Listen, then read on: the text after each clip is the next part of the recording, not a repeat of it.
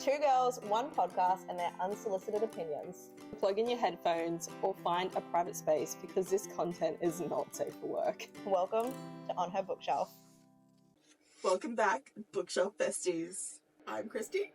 And I'm Julia. And this week, we are doing a book that we have been talking about on the show, I think, since we started it.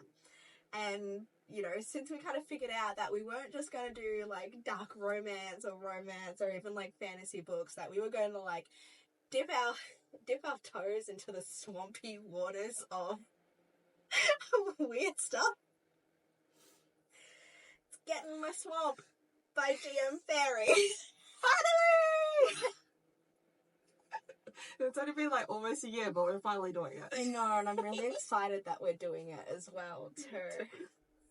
Because, yes, we have been talking about this book for a little while. And again, like, we are really lucky to actually have a physical copy of it because it was one of the books that Christy got gifted from her, you know, generous partner, jumping on her Amazon wish list. Yeah. He's a good egg. It's a really good egg. But yeah, you got that in the second one, didn't you? Mm-hmm. You haven't read the second one yet. Not yet. It's just going to be on the first. We'll come back for that too. So yeah, this book is only small. It's only 185 pages. You can literally read it in a day. The book was a lot as well. Yeah. Not as much as, say, like, The Morning Wood Tree was, and it's, like, content and trigger warnings. But this still had, like, a few things we do need to obviously tell you guys about before we dive into the episode, just in case, I don't know, ogres aren't your thing. Okay, so content warnings. So we've got abduction, non-consensual bondage, consensual bondage, incest, mention/description of past trauma, in brackets, child abuse, neglect, and suicide. We've got cheating, and we've got violence. Is that really it? It's just really smutty.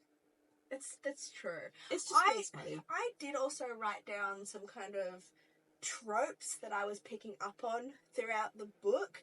So if you're into touch her and die, one bed trope, we get a primal scene as well. She's mine. Yeah, they were definitely the tropes that I picked up on throughout this book. There's also caging. Why isn't that there?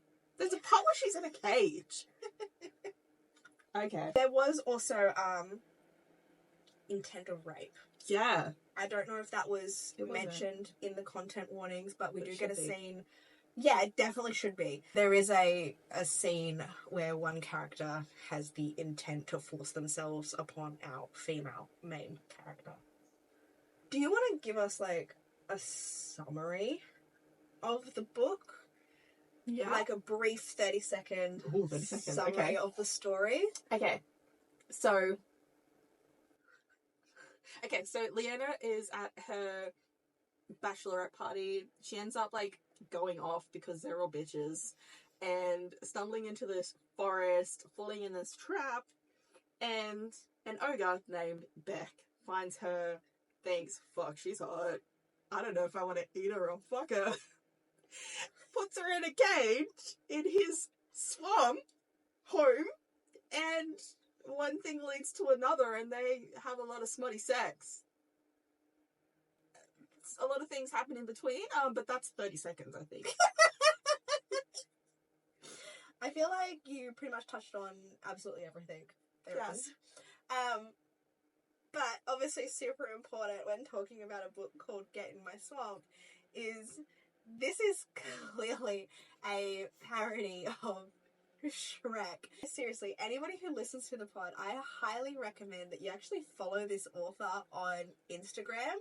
Her content is brilliant. Yeah. I have, look, it's really weird sentence to say, but I say a lot of weird sentences on this show.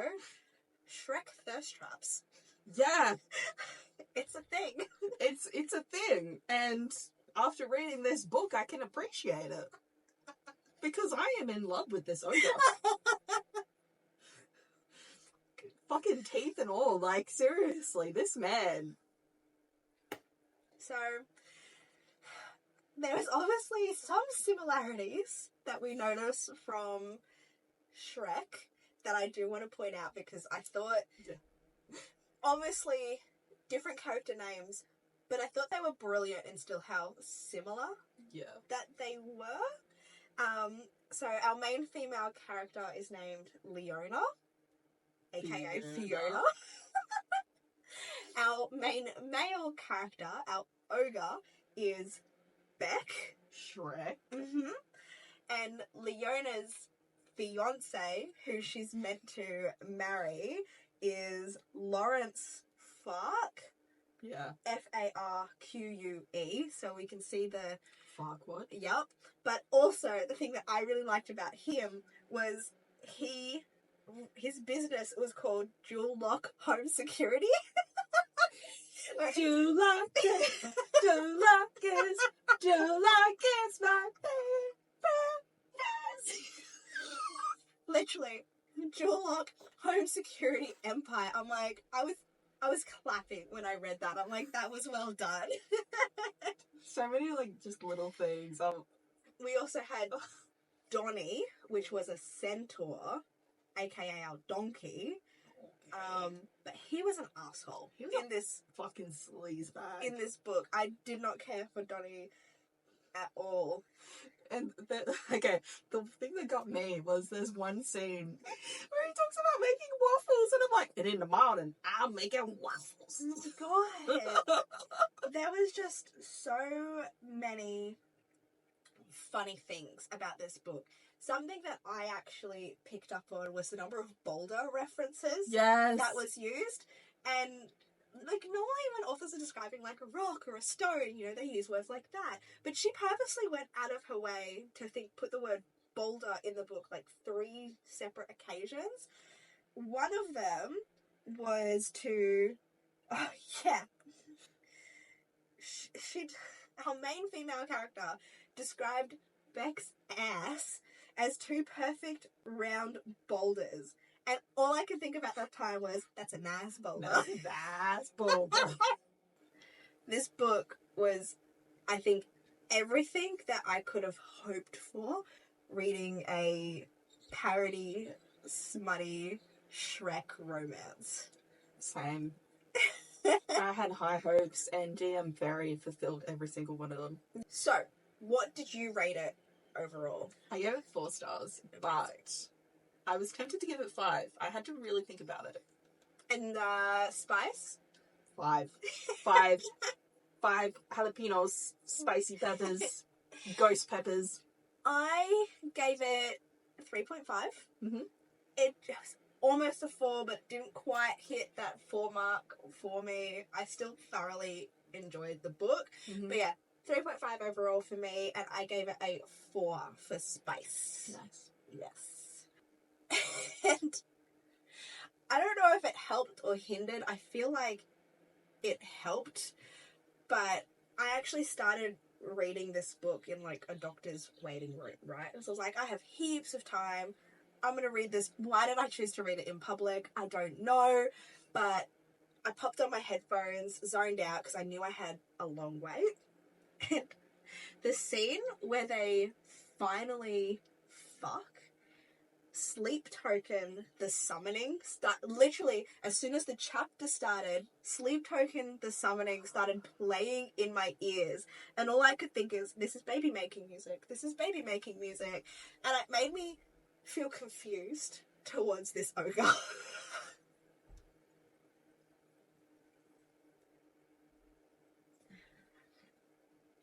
What a fucking song. I slapped on any random playlist because, again, like, I'm someone that can read and I enjoy reading with music playing because it just adds to my overall experience. But I'm like, of all the fucking songs to start playing when they're about to finally, like, come together and have their smutty human ogre sex was this one. That is actually blown my mind. Now I just need to go home and reread it to the sleep-tokens. Yeah. For science. Yeah, for science, highly recommend. Yeah, Sleep Token for summoning and the chapter where they fuck. Fuck yes. Fuck yes. So I think there's obviously, like, a lot that I really liked about the book, and then there was, like, some things that, I don't know, just didn't kind of, like, flow for me. Overall, I liked Beck's character a lot. Like, he's someone that describes gardening as erotic, which I thought was just so funny. Yeah. But, obviously, like you were saying before, Leona leaves her bachelorette party. It's so stupid. It's a bachelorette party at, like, a silent meditation camp. But none of these friends are, like, her friends. They're all, like... I keep going to say Farquaad's.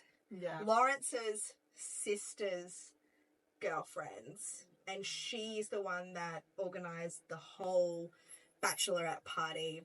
And it's in the middle of a swamp or something. And that's how, like, we're all here. And she literally writes a note saying, going for a walk, don't come after me. Leaves in the middle of the night.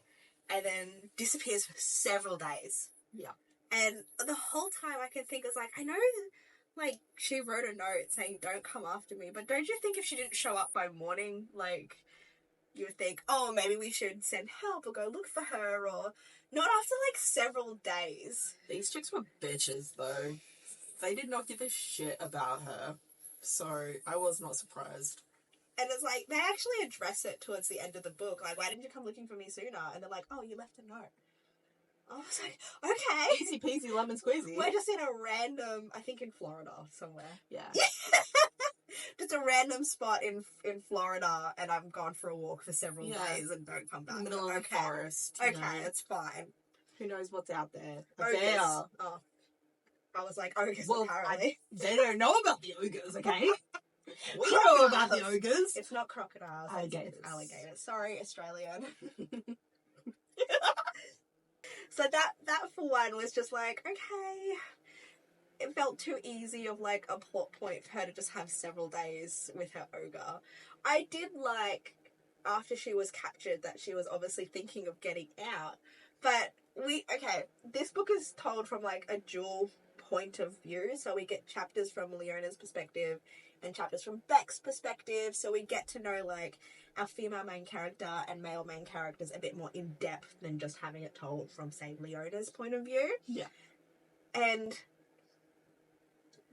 Leona, being a very attractive, voluptuously curvy woman, and can obviously see that Beck is packing and clearly has some kind of interest towards her, decides that she is going to go and do Operation Pussy Trap to get herself out of this situation and go back home.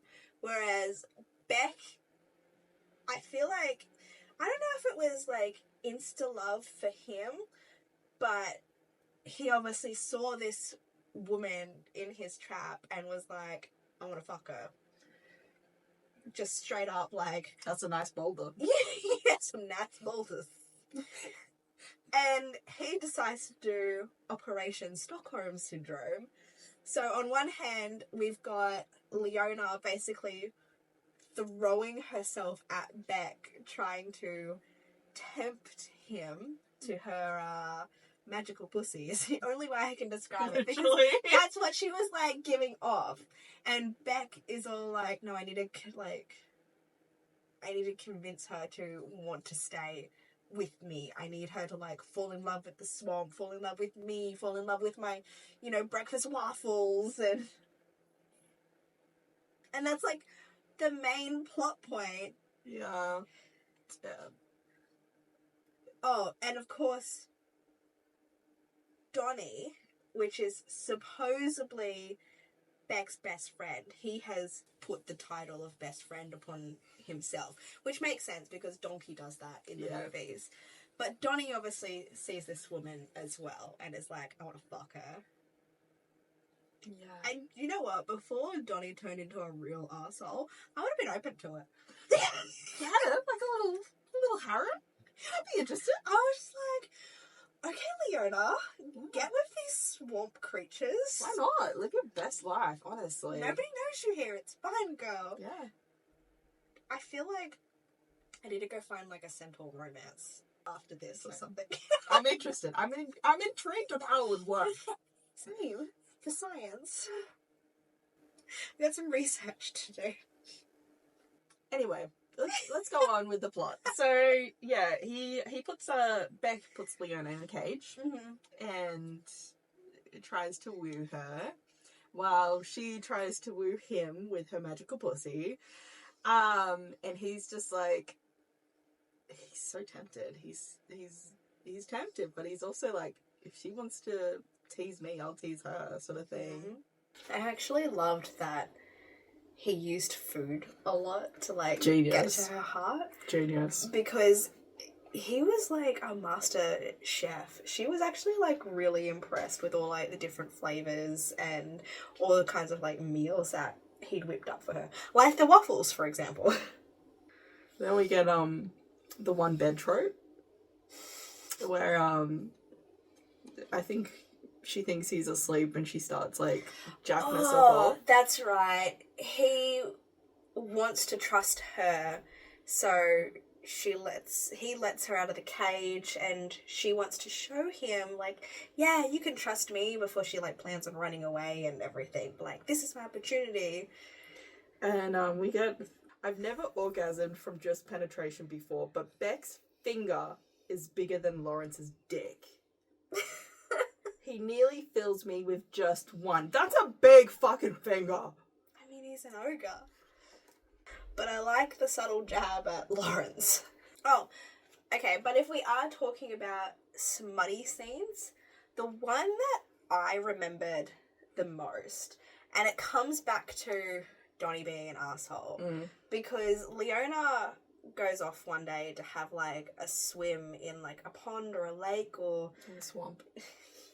Yeah, but this is nice water. It's not like the swamp water. Yeah. I remember it being described as like really pretty. And in my head, anytime like a really pretty lake is described, I literally think of like the one in Akatar. The Starlight. Yeah! So I had like this in the forest, like really tranquil. She's just having literally a nude swim in the water, and Donnie comes up to her like, oh yes, you know, I finally caught you alone. And obviously his intentions are like not good. And Leona eventually manages to like get out of the water, and I think she goes to get dressed, but Donnie, this is like the part where he wants to try and like force himself upon her. He tries, but Beck intervenes and things get fucking violent. And like Beck's in like this fit of rage and is like beating like Donnie's face to a pulp, and Leona's like, no, don't kill him. But also like, oh, this is so hot that he's doing this for me, like protecting me. She was into it. I was like, okay. And after Donnie's been dealt with, he's still alive, but like unconscious and like fighting for his life. Like beat into a bloody pulp. And Beck and Leona decide to just like fuck right next to him. Like, they are so horny for each other. Somehow, after this fucking scene, like, she's about to be raped. He's just beaten someone almost to death. And they're just like, I need you. And I just couldn't wrap my head around the fact that they fucked like animals, right? And then after, they get into the lake and they fuck like... Okay, they don't fuck in the lake. They make love in the lake. And I'm just like, wow, what a beautiful scene between them. I was like, wait, Donnie's still bleeding out just up on the riverbank there. Like, it's like Little Stranger all over again. Like, literally, that's all I could think while I'm reading it. I'm like, not again, not again, not again. I didn't put two and two together. You're right. Oh my god, I have read this before. Why do people gotta fuck over like dead or half dead bodies? Like, why is that a thing? It's apparently a thing. But yeah, it was just like such an odd contrast for me. Like, first they have this absolutely heated sex scene, And then they have this, like, romantic love-making moment in the pond. But I'm like, all I can think is, like, but Donnie's, like, right there. Like, he wanted to, like, bang her. And he's, like, probably, like, coming to at any moment. And is he just gonna, like, watch or something? Like, is this a voyeur situation? Like, all I can think is, why reward him with, like, her pleasure sounds? Like... Icky. It was just a weird contrast. But that is, like... one sex scene that I just remembered the most out of the entire book. Same. Just because of the shock factor. Same. That's the only one I remember. I just remember the rest of it being fucking good. Yeah. I mean, we gave it a 4 stars. I gave it a 4 stars for Spice. You gave it 5. Yeah. So It's fucking speaks filthy. for itself. It's filthy. He's got a dirty mouth. You, Which we know. you are so weak for a I dirty really mouth. am. They could do nothing else and just have a dirty mouth and I sold. Highlighted a quote from this book as well that I thought was surprisingly sweet out of everything. It wasn't sweet. It was just... I really liked it. And I'll read it to you. Go, and I'll tell see me. if you can, like, remember, like, why I liked it. But clearly, this was a scene where they were, like, fucking. Told from, like, Leona's perspective. And she's like, I feel myself coming undone again. I'm yours, Beck, I yell as loud as I can. Beck pulses inside of me, filling me. His thrust becomes slower and he leans over to my ear. I love you. Oh, fuck. Yep. We literally get him confessing, like, his love to her and her reaction being, oh, fuck. Brilliant. Brilliant. Slay queen. Because, like, fucking weird. It's been a couple of days. How are you in love? Exactly. But actually, is this like the first time he's ever had sex though? Or is he... No, he's fucked other creatures. Okay. But human. Okay. Human sex. Remember, magical pussy. That's that's The pussy true. bass. Operation Pussy Trap has been Yeah, too right. effective. Too effective. Maximum damage. But I've got to say, overall, I did really like the amount of, like, self-reflection we kind of had throughout the book. I know it was told a lot from the start about Stockholm Syndrome, and that was, like, Beck's operation that he was going for to try and keep Leona in his swamp. But she started, like... she was initially, like, joking about Stockholm Syndrome at the start. But then, like, towards the end, she began, like, questioning what's happened between them, and that if that's happened to her, and her feelings, like, does she actually, like, is she in love with the idea of, like, what Beck offers her versus, like, Beck himself. And I'm like, wow, this is actually getting deep now. Yeah. Like, it's not just Shrek smart, it's fucking... There was a few things like that. I was like, wow. Yeah, and, like, both characters are in their heads just, like, literally having the, like, how do I know I love them if I don't have the chance to live without them argument. And it's kind of like, you know, if you love them, let them go situation. And conveniently, this is where Lawrence shows up in the forest, and, like, Leona is alone, so Lawrence actually never sees Beck, and Leona leaves with Lawrence, because she's just like, you know, Beck wants me to go home, and is, like, trying to convince me to go home, and I've wanted to go home this entire time. I need to just take the opportunity to leave. Yeah. So, yeah, Leona leaves with Lawrence. They end up, I think, did they, like, postpone their wedding? Yeah. Or something? Because, you know, she's been lost in the swamp for several days. It's traumatic and whatnot. Yeah, they like, move it back a bit, because, like, she only just gets home. And... That's right. And, like, Lawrence is super rich with his dual lock home security empire.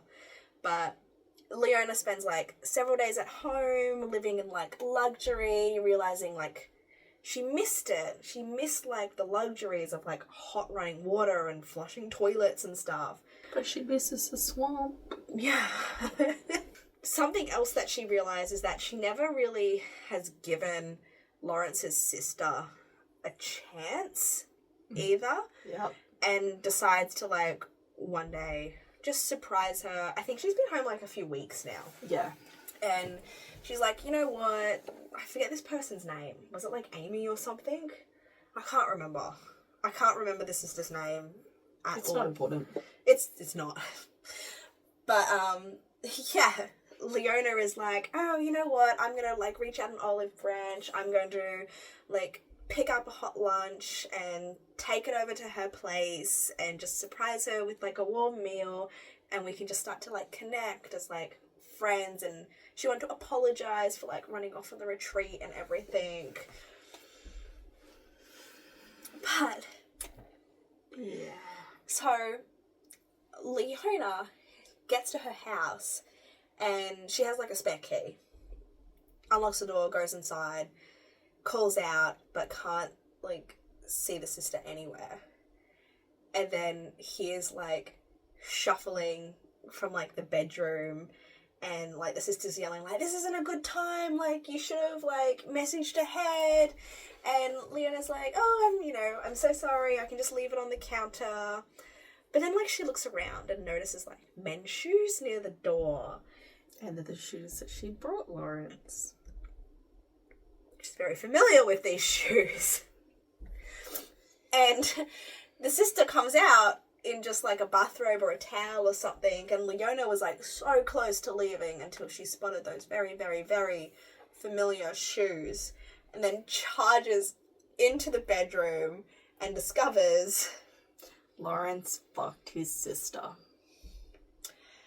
So we get incest. He fucked his sister. Yeah, some weird shit.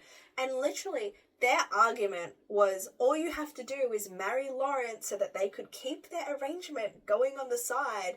And, Leona could just go bang whoever she wanted. And Leona's just like, nah, this is fucked. Yeah. She's like, this is so fucked.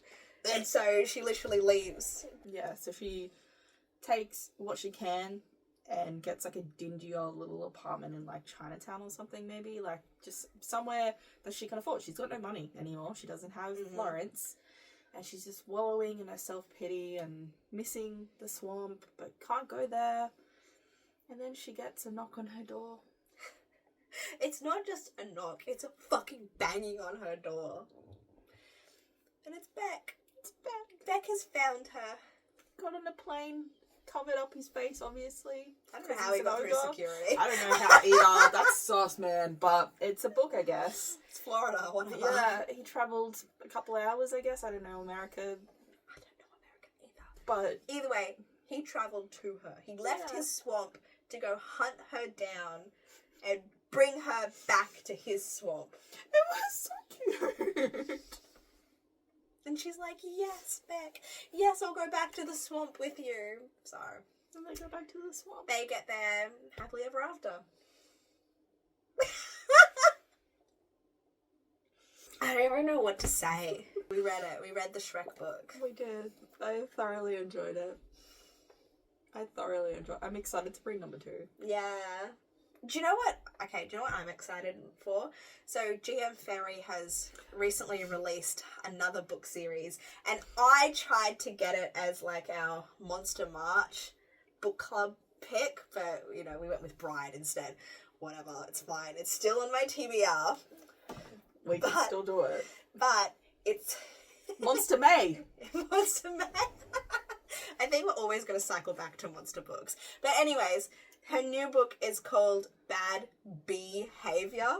And it's literally a parody on the Bee Movie. And remember how I said before, I'm like, we highly recommend following this author because, like, her Instagram is just, and the content is, like, mint when it comes to this sort of, like, advertising her book. She does a really good job for her. Because not only do we get, like, Shrek thirst traps, but now we get, what, is it Barry B. Benson thirst traps? It's literally the Bee Movie if him and whatever her name is fucked. which I'm about. Also, side note to that, I remember scrolling on Instagram and it coming up, and it was like an NSFW of that. Yeah. And Liam, like, my partner, looked over my shoulder and saw that and was like, what the fuck? He was so thoroughly disgusted. Amazing. Which makes me want to read it more. Yeah, it just adds it higher to my list. It's fine. I'm so excited to read that, though. Yeah. That's going to be fucking good. Yeah. Well, I don't think I have anything else to say on this book other than I really loved the use of the word boulder. It's a nice boulder. If you really love Shrek, that you know what, that's enough. If you just really love Shrek, highly recommend Get in My Swamp by G.M Fairy. it's a nice boulder. I guess until next week, happy reading. Bye. See you.